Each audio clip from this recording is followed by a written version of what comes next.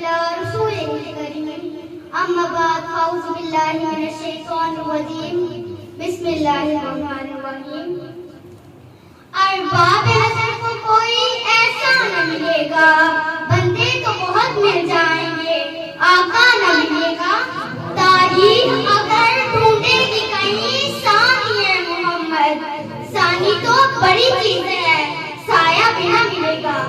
حضرت محمد صلی اللہ علیہ وسلم کی تشریف آوری انعام الہی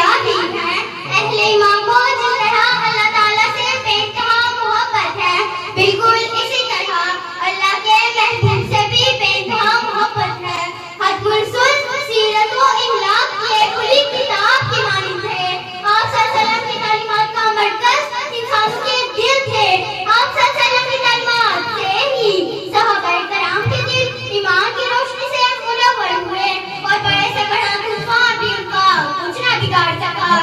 آپ مبلغ بھی تھے اور داعی بھی نصیر بھی تھے اور نذیر بھی سپہ سالار بھی تھے اور فاتح بھی آپ محمد بھی آپ احمد بھی دنیا کو سنوارنے والے بھی آخرت کو بنانے والے بھی اور یہ کیا پتہ ہے کائنات بھی اور پیغمبر الہ بھی یہ پیغمبر اولا بھی تھے کہ آپ کے جانی دشمن بھی آپ کے جانی